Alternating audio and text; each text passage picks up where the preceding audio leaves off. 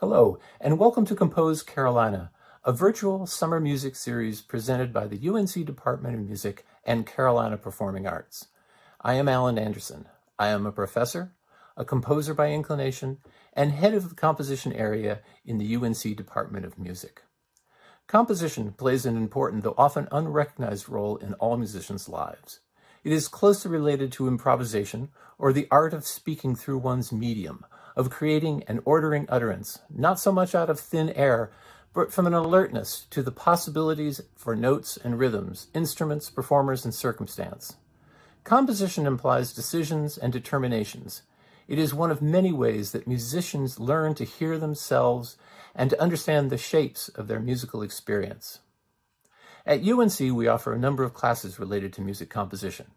In addition to a course called simply Composition, which considers music in its notated and largely instrumental forms without particular regard for genre or style, and which aims to help the student realize its individual compositional tendencies, we also offer jazz composition and arranging, songcraft, beat making, courses in music technologies, and improvisation, both as a dedicated study and as a mode of practice within an instrumental studio.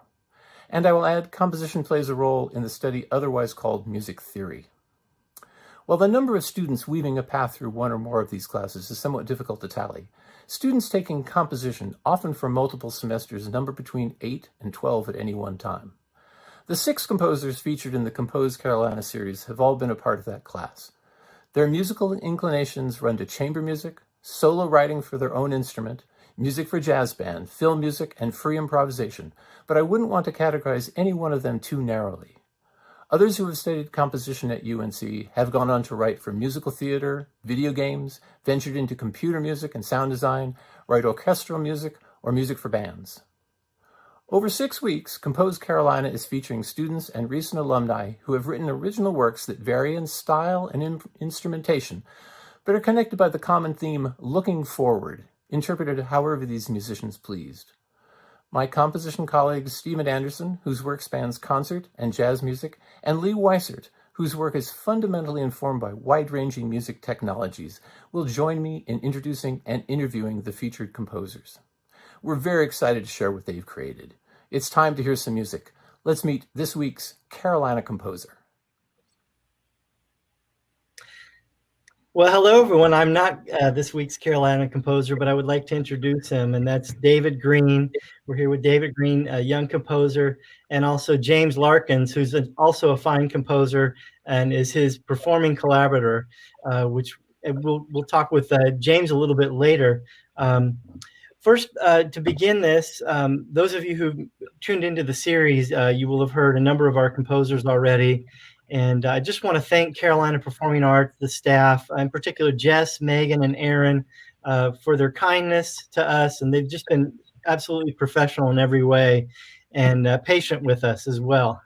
So I thank them, and I'm just grateful for this opportunity.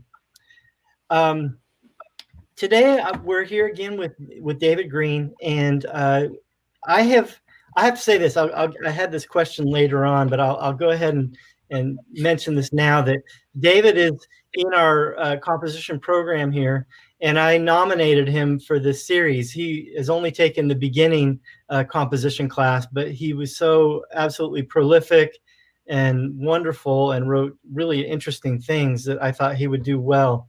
So, David, you also play piano really well. I had the opportunity to adjudicate a concerto competition that was being done by the bands, and you were playing with one of the pieces. I was very impressed with that. I know you've played in charanga.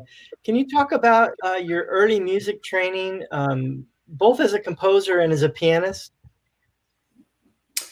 Yeah, sure. Well, I guess you could say I've been playing piano for my entire life, or as much as my life as I can remember. The story goes that when I was young, I guess I was 3 or 4, my older brothers started having piano lessons, and they would teach me what they were playing. I was too young, and I was so interested in it that I got lessons when I was 5, I think. And then since then, I've been taking lessons. It was mostly casual until high school, I'd say. And then I started getting really interested in it, and also classical music. And that led me to take piano in college. I'm studying with Dr. Yang right now. as far as composition goes, I'd say I guess I've composed all my life in a certain way. When I was younger, I'd always write short piano pieces and little things, and I did that in high school as well. But it's only been this past year really that I've taken a renewed interest in it, I guess, and sort of tested the waters to see what I could do and what I was capable of. And I've had a great time in composition with you, and I'm looking forward to next semester too. That's great. And when you were young and you were composing, did you notate things, or did you just play it at the piano, or how did that work for you? Some of them I did notate. I have some really funny old notations of mine from when I was in elementary school. I still sometimes find them and play through them, and they're really kind of funny. I didn't know anything about notation, but yeah, a fair amount of stuff I didn't notate, and I thought I would remember it, and often I didn't. And then other times I'll be, even now I'll remember something randomly that I'd written so long ago, and I'll try to piece together what it was. I wish I'd written down more. Yeah. For the pieces you didn't notate, did you record them?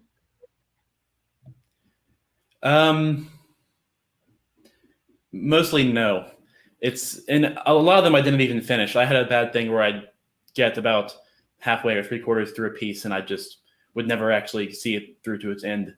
I will say I did compose some on the guitar. I play guitar as well, electric guitar, and I used to record kind of really extensive and complicated loops using some pedals that I had, and I recorded all of those in my voice memos on my phone. And I'm glad I did that because those are pretty cool. That's great. So now tell us a little bit about your time at North Carolina. You're a rising junior, right? Mm-hmm. Yes. Yeah, tell us about your training and what's influenced you as a composer and as an artist in general. Well, I'd say a lot of the influence is my piano teachers. My first semester, I was with Dr. Buxton, Robert Buxton, who it was a really interesting semester because essentially I learned a new short piece every week. He'd have me listen to works by composers I'd never heard of. I was less informed back then, playing things by like Morton Feldman. I had to learn a Schoenberg piece. And it was during that semester, I think, that my conceptions about music sort of changed. I grew to appreciate a lot more music. I mean, take that Schoenberg piece, for instance. I hated it. I did not when I had to play it, I was put upon by that. But then in the process of learning it and memorizing it, I grew to really, really like it. And that's just one example. Since then, I've been with Dr. Yang, and I've really progressed my piano playing a lot, and I've learned a lot of great music. I'd say instrumental also in my growth would be last fall. I was I did a study abroad program with the music department on musical perspectives. That was in London and Florence. That was where James and I met each other too. We were both doing that together. And there I was exposed to a whole lot more music and classes on newer music and about sort of thinking about music in different ways. And I had some great colleagues like James, who's a composer, and that inspired me to compose myself. And I think since in the past year, probably my tastes have expanded a lot, and I've been more and more interested in newer things.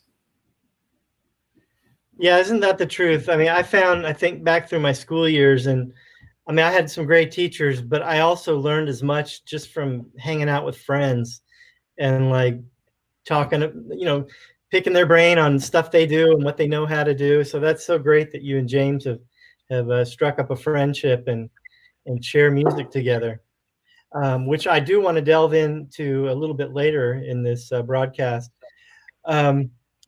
Great. I'm grateful that your piano teacher exposed you to Morton Feldman. That was your freshman year? Yes, I will. He told me to listen. I forget what the piece was called. It was one of his later pieces, and it's for him. It's short. It was only about 30 minutes long, and I remember reading through it one day, and I felt like I was dissociating. It was the least. It was. I don't know how much time passed. I don't know how long it took me. It was definitely unique experience from my musical upbringing. Do you remember the name of the piece? It started with a P, is like 2 words, maybe Peleus de Marie or something. I'll have to look that up, but I don't remember it off the top of my head. Was it kind of slow and very spacious? Very slow, very spacious. The kind of thing where I'd play 2 notes and then another 2 notes and then wait and then play them slightly differently. Then maybe have a note here. And it was very, very spacious is how you'd best describe it. Yeah. I tell you, so here I'm reminiscing, but back when I was your age, in my undergrad, you know, I was studying all this avant-garde composition during the week, and it was making my head spin, you know, getting exposed to Schoenberg and serialism and, you know, Milton Babbitt and Morton Feldman and all these different composers.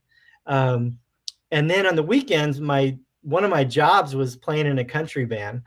And I liked playing in the country band because I didn't really have to practice much. It was, you know, just listen for the 1-4-5. I loved that band. It was a really good band. But then after the gig, driving home, I always wanted to listen to like a Morton Feldman type piece, just to kind of cleanse the harmonic palette from functional tonality. And I really enjoyed that. To me, it kind of taught me that everything has its place. Well, that's great. And then also, I should say that the thing that helped me to understand the atonal language, not that it's only one thing, but just to hear atonality, was playing the Muchinsky piano pieces. And they were just so rhythmic and fiery, but yet completely atonal, that it was just, after practicing that for a long time, I was able to really start to get a grasp on how I might make a statement in a language that wasn't tonal. But okay, now let's go on and back to what I was bragging on you about. So I would like our viewers to know that that David is the youngest, to my knowledge, of the composers that we've nominated for the series. Not necessarily in age, but in terms of training in our program.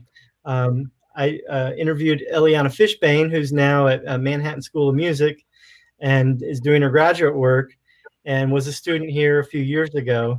And then we've had other composers who are further along in the program. And you haven't even had the advanced class yet.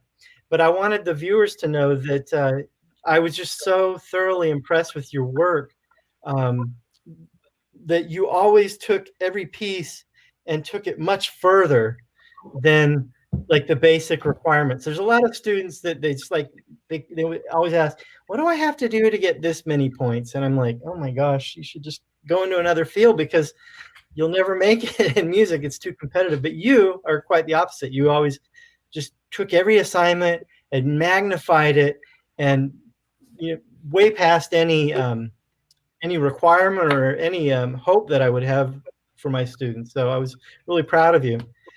You've written this very prolific work in a very short amount of time, and I want to talk about that more. Tell us about the inspiration for the Overture in F for cello and piano, and how does it relate to the Carolina Performing Arts series of Looking Forward? Yes, well, I think it relates to the theme in a number of different ways. As far as inspiration, I'm not sure where exactly things come from. I'd say most of the inspiration I had, most of the time I spent actually composing in my head was at night, not at the piano. Just when I was trying to sleep, I'd be caught up thinking about things and sort of composing it out. And then the next day I'd go and find notes for what I'd been thinking about and expand it. As far as Looking Forward goes, my first inclination was to try to get it in a quantitative way. In general, I think I like to consider music for the sake of music. I don't always associate things or feelings or even concepts outside of music with music. So I tried to think how could I make Looking Forward in this piece in a way that you can actually analyze it. So the way I sort of came up with it mostly was through progression of themes. As I previously described this, I have sort of this opening cello melody, this sort of almost a monologue, And then in that introduction, I take little pieces from that and I turn them into the themes later. And I do that. It's the same thing with chord progressions and with intervals, and just all the motivic material that's throughout the entire piece is presented in some form in the first about 30 seconds. So that was the basis of my idea. Now, in other ways, I was thinking about looking forward, and just subjectively, I think about optimism. You're looking forward to something. I'm looking forward to this party. I'm looking forward to next semester. And people say it all the time. It's just a turn of phrase that naturally comes to your mouth. But I think it can also be about, it can also express almost if there are problems or any negative things happening, it's a way of looking into the future. It's hopeful, but it's a hope that's not necessarily based in things that are positive. And so I sort of took these two ideas, and I had some harmonies, some sounds that I thought were very optimistic sounding. I think I mostly used the Lydian scale in this one theme that I think sounds very optimistic and hopeful and even powerful. And then I sort of juxtaposed that with places of violence, sort of unsure harmonies that you're not really sure what's happening, or just anything that's unsettling or dark. So the juxtaposition of those two, I think, expresses the theme pretty well. That's great. Historically, there was the topic or the debate between absolute music and programmatic music. And, the music absolute music could stand by itself, and it didn't have to relate to any theme. Sometimes I write pieces like that, and other times there is something powerful that I feel that I would hope to convey. When we talked to Elena Fishbane, she had a very powerful message that related to the theme of looking forward. But sometimes it is just, absolute music. While you mentioned this, that you started to get ideas, how do you first get the original idea? Do you hear melodies? Is it something you work out and improvise at the piano? How does the first idea start to form? Well, I'd say it's less notes specifically and more textures and contours, I'd say. My process mostly involves, I don't write most of the stuff sitting at the piano originally. That's not how I brainstorm, if you'd say that about composing. Mostly I hear the different textures or feelings, effects, contours of the line, and then in being inspired by that and about those thoughts, then I go back to the piano and I try to map out what I'd been thinking and try to best to encapsulate what I'd sort of thought in my mind earlier, if that makes any sense.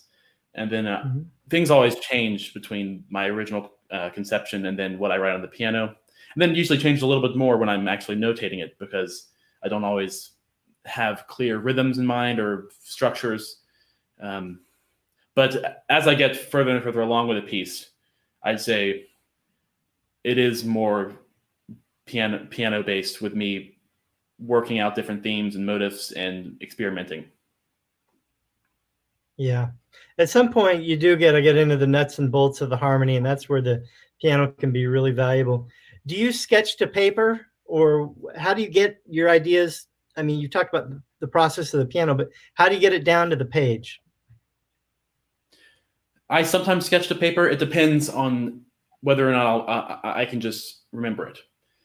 For this instance, I sketched out the opening couple bars, because there's this sort of piano, you'll hear it in a minute, but there's this opening sort of plinking thing at the top of the keys that if I hadn't written down those exact notes, it's a lot of cluster chords and things, I wouldn't have necessarily remembered it. Other times I have a good enough memory that I can just play things and keep on playing them and remember them. And then when it comes down to putting them in the software or notating it elsewhere, I can just remember it straight off from that. You have a good memory. That's good. That's like Juan Alamo. Man, that guy he has all these complex pieces with changing meter, and he can just memorize everything. And it's a gift that many of us envy. So that's good. Okay, well, I think we should get to hearing the piece. And I know that they've got to do some things to set that up. Tell us how long the piece is. I want the audience to get the sense of how quickly you put this piece together, and then how quickly you recorded it. And I want to talk about that after, but so they have that in mind. When did you actually start the piece, and then how long is the piece itself? Sure. Well, I guess I started the piece in mid-May. I want to say, maybe, I don't know the exact date. I had it finished in about a month, right around the time Summer 1 session was ending. I sent the part to James, and I started practicing my own part. About 2 weeks later, towards the end of June, last weekend of June, I revised a lot of it, mostly simplifications in the cello part, and just a couple structural things. And so then that was about 2 weeks ago. And since then, James and I have both learned our parts, and we recorded it in about 5 days. It's about 4.5 minutes long, the recording. It's about 120 bars. I guess for the time we had, I think our recording's pretty good. I'm satisfied with it. Yeah, I've been impressed. Well, let's let our audience take a listen to it now. And David has created a video score where he's dropped in his score in so that we can hear the piece in sequence and watch it go by. So I would just encourage our viewers to take a look as you listen. It's quite interesting to see what he's notated, and also think about that month's time and how, I'm not a fast composer, and so I'm really impressed with how much material and how well it's crafted in that short amount of time. It's quite a feat. So, all right, let's go ahead and hear the piece now.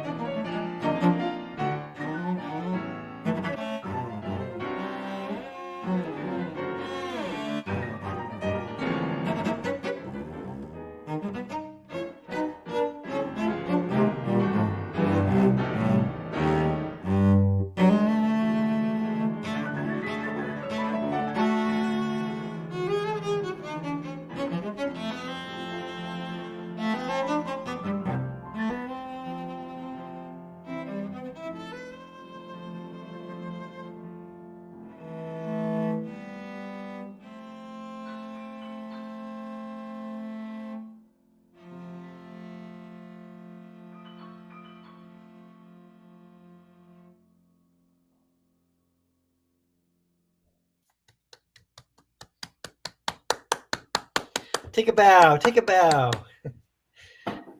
Okay. That's a really fun piece, and it's just extraordinary that you wrote that in such a short amount of time. Now, if we weren't on camera, I would start nitpicking at some of the score detail, but again, in that amount of time, that's just very impressive. So I'm really proud of you, and you didn't let me down after nominating you for this. So I'm really proud of you. Okay, now we've got James here, and I want to invite him to start discussing a few things. But before we do that, maybe we could go back to the score. And I do have a technical question that I'd like you to talk about. Maybe can we flip to maybe the next page? Trying to find a spot where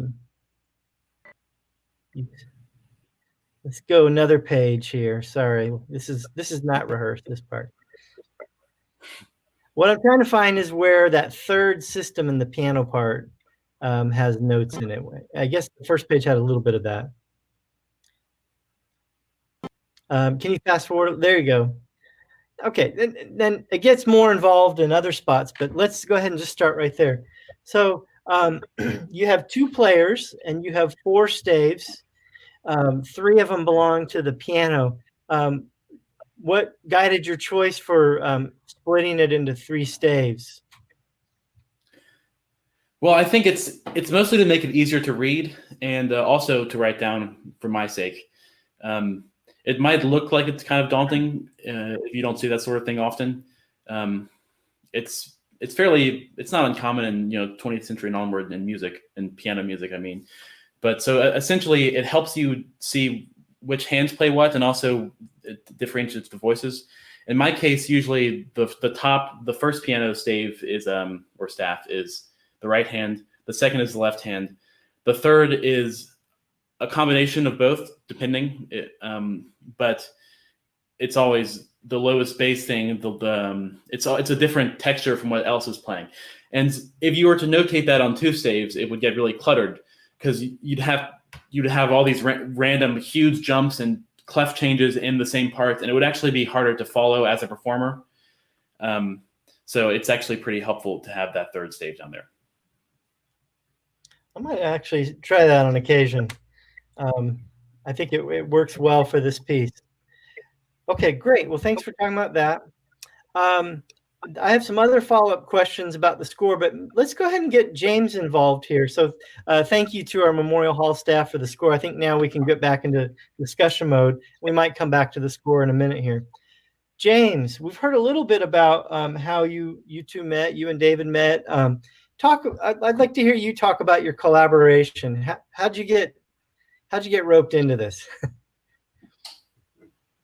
So I think that when the emails went out asking the composers, hey, you've been nominated for this, why don't you write a piece for us? And then you're going to have it ready and basically performed this summer. I think probably all of us freaked out a little bit because we're thinking, well, what ensemble can we write for? I know I freaked out because, I mean, I guess you could write a piano solo piece, but you kind of suck if everybody did that. So I think that David probably saw that and he thought, hey, I know somebody who is 100% willing to help me out with this, and I am, because I know the struggle.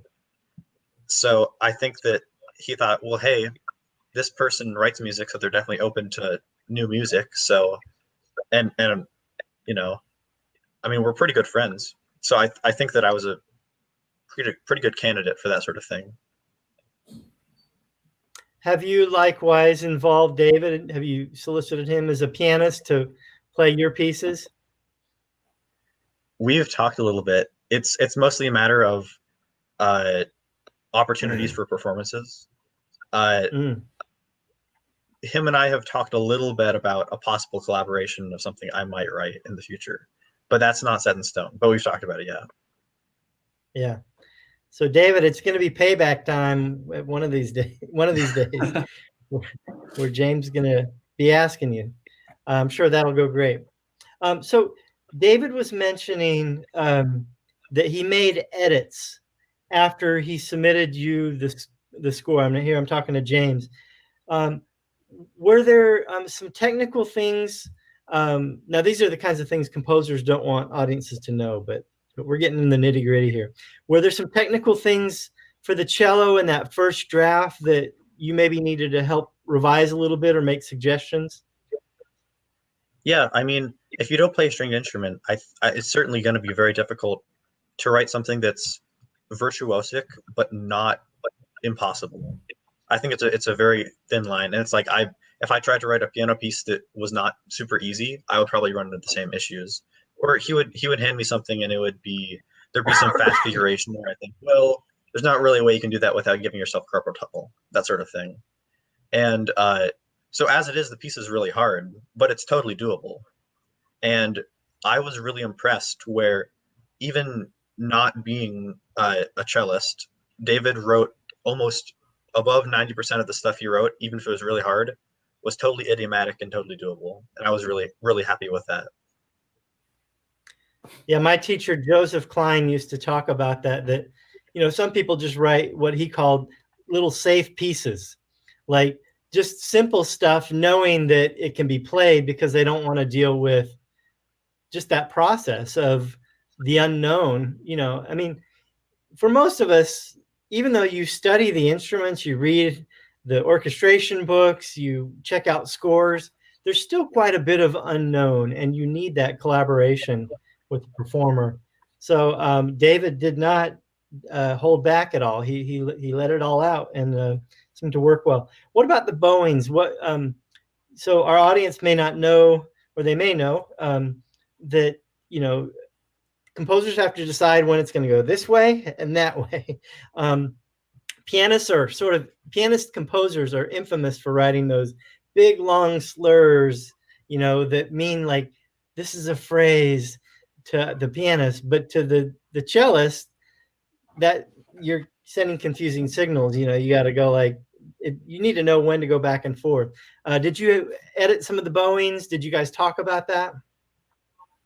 So we talked a bit about it. It was more that David never came into me and was like, "Oh, this needs to be this way," or "Oh, this needs to be that way." It's more he wanted the bowings to serve the way the phrases work, and so there would be times when I would send him like a recording, and he would say, "Well, can you do this a little bit differently? Oh, hey, can you hold this note a bit longer?" That sort of thing. But for the most part, I mean, he wasn't writing any egregious slurs. It was all pretty. It all made sense. If anything, he would not notate a slur, knowing that I probably would slur it. And to be honest, I usually make up my own bowings anyway on the fly, so it all worked out. Yeah. As careful as I've been over the years with bowings, that string players are always going to edit them, a little bit at least. So they'll always have suggestions. Good. Okay, now let's get into the production of this project. David, you're in your hometown. James, you're in your hometown. You guys couldn't get together, and yet you made quite a beautiful recording for recording remotely. How did that work? What kind of software did you use? How did you keep it in sync? Let's go there. Just talk to us about that process. Sure. Well, I think I had an external microphone. So basically, I had my setup here, and I was recording it onto my computer. And I went through many takes, many different segments of this. It took me a long time to record, but I did the first part. And then I assembled all my pieces in Adobe Audition, which I'm okay with. I'm not a tech whiz or anything, but I'm serviceable with Adobe Audition, which is an audio editing software. My part, I'm surprised it turned out as well as it did. For my part, I would say it's basically a Frankenstein's monster of just little bits. Some parts I would even record, different voices in a different take or different hands in a different take, and then put them together, because it was unfeasible for me to get a clean take with the time and that I had. But so that was my experience. It took me about 3 days to get all that together, and then I sent it over to James so he could play along with it.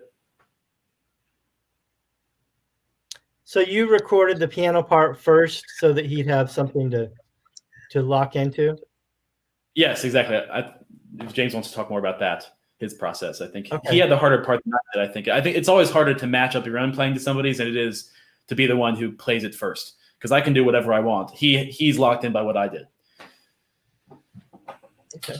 Yeah, so I mean, recording is really hard, and audio editing is pretty hard too.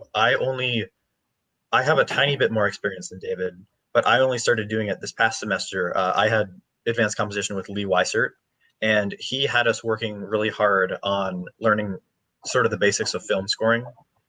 And so that involved a lot of audio technology that I hadn't ever touched before. And so it was really convenient that UNC gives all the students free Adobe Creative Cloud subscriptions. So after David sent his piece over, I basically pretty much did the same thing that he did, where I was recording tons and tons of small snippets and then sort of stitching together. You can kind of tell a little bit on the recording. That's just because I think it's maybe a little bit harder to fake cello playing in that certain way. But so it kind of was harder in terms of, like, I would take each audio file and I would line up the beginning of the note onto his, and it would be really difficult trying to get the tempo exactly right, because he's not a metronome and I'm not a metronome, and getting it together so that it all sounds like it does on the score page is pretty difficult. Yeah, doing in person, when you're recording something rubato or things that have a fluctuating tempo, it's not so bad.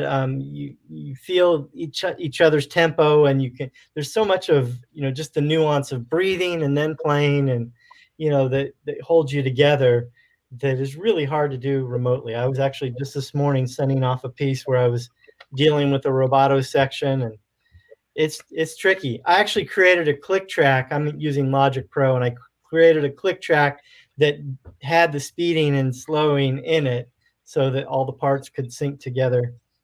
But that's tricky.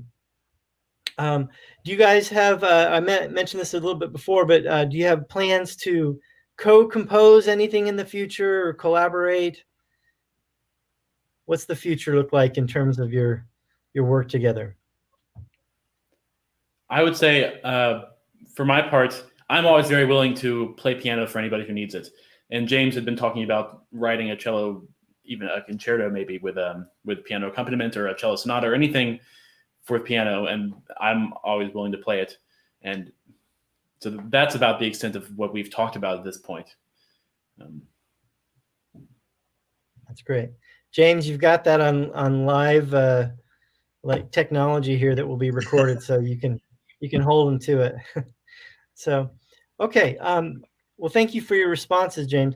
Let me ask David a few more things. So our audience should know that you're also a double major, and I've read in your bio that the double major is Russian language and culture. Can you talk a little bit about that? Yes, as long as you don't make me speak Russian live. Yes, so this is a short story, but when I was in high school, I got really into reading Dostoevsky, my senior year, actually, of all things. And my English teacher had me read Crime and Punishment. And then I just started reading everything else he'd written. And that coupled with the fact that I was learning and performing Rachmaninoff's second piano concerto at the time made me think, hey, I don't have my language credit knocked out. I might as well take Russian as my language in college. And that, I guess that was 2 years ago. And then I ended up really, really loving the program. I love all the teachers. It's really fascinating. I've taken Russian literature classes and Russian language classes. I'm hoping to be conversational at least by the time I graduate, and maybe fluent at some later point. Do you plan to go live in one of the Russian-speaking countries? It would be really cool to. I'm not sure if I'll ever get that opportunity. I'll look into it. Obviously, the political situation is a little bit strained, and I don't know where that's going to lead. But if I can, I will.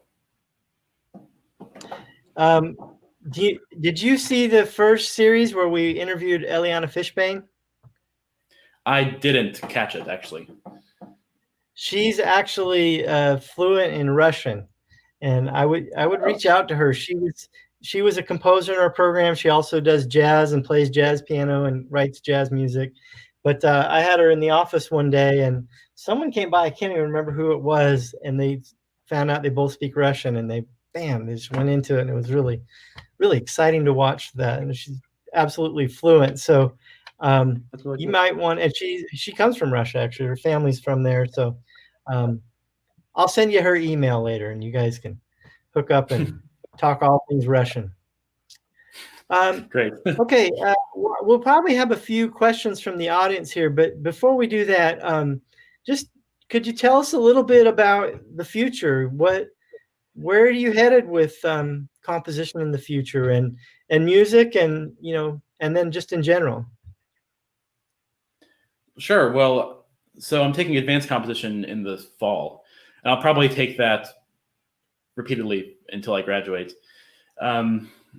And from there, I guess it sort of depends on how things keep on going.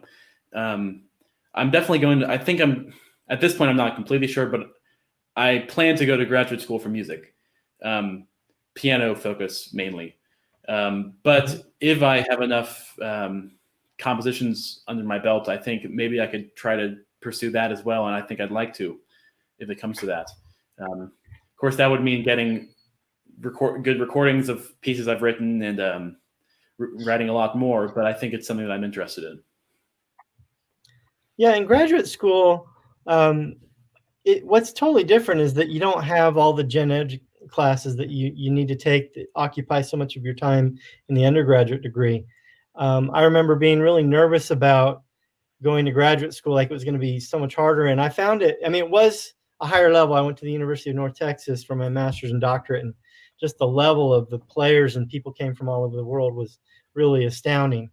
But in terms of difficulty, in some ways I found it really liberating, and it gave me more opportunity to branch out, and I was able to study both jazz and classical composition. And I would suspect for you'd probably be able to focus primarily on classical piano, but your related field could be composition. And I would hope and encourage you to keep that going. I think it would be just help strengthen your whole package of what you can do as you go on in your career. Well, that's great. Okay, we do have a Facebook question here. They want to know what those flowers are in the back. No, I'm just kidding. They said, we would love to know how David's studies of Russian language and culture have influenced his composing.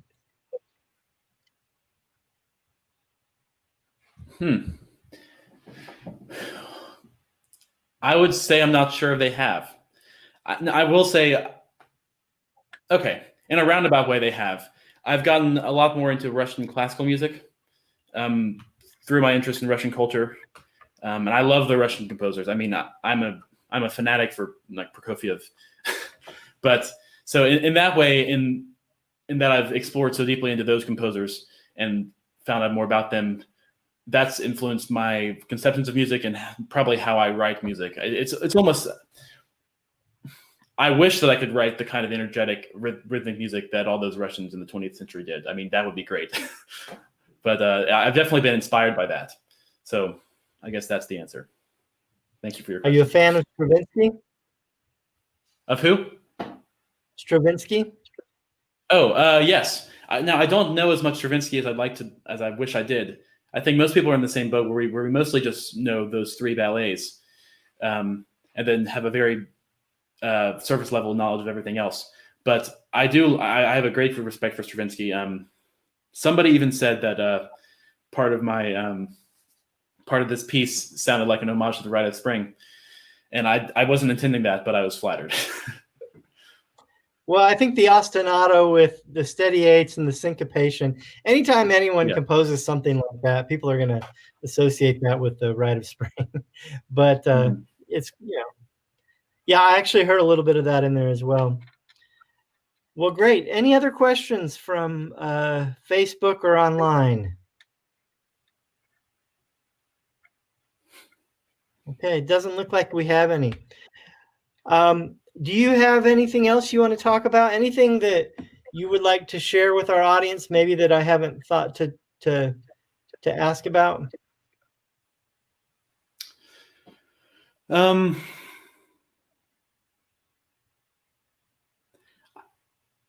I guess not really. I think I thought you might ask about the title. It's not. If you might have noticed, it's not really in a single key. So calling it in F is kind of a lie. But it also sort of works because it starts and ends in F, and there's sort of a harmonic progression that recurs that I was trying to focus on. So, but beyond that, I think no, you've mostly covered everything. Wonderful. James, do you have anything else you would like to say? I mean, not particularly, no. Okay, great. Well, James will be a guest here in the coming weeks. When is your when are we showcasing your music? My live stream is on the 31st. Of July. Yeah, that's right. Okay, wonderful. Well, we look forward to that. And James, I'm a big fan of his music as well. He's like David, he's equally passionate and skilled as a composer, and is doing very interesting things. And we had the opportunity to work together one semester when I was teaching the advanced composition class, and he wrote a very, very nice orchestral piece. So we look forward to that. Well, David and James, thank you both for your hard work on this project. It's been wonderful. And I look forward to showing this piece to future generations of composers in my classes. I always like to take the good ones and say, here's the bar, and then hopefully we'll have access to this this video, and then I can share that with them as well so they can see how you interviewed. But very proud of you. And again, I thank Carolina Performing Arts and all the staff there for this fine series. And we're honored to be a part of this. And I guess with that, we'll wrap things up. And thanks to each of you. Yeah, thanks so much for having us. Thanks.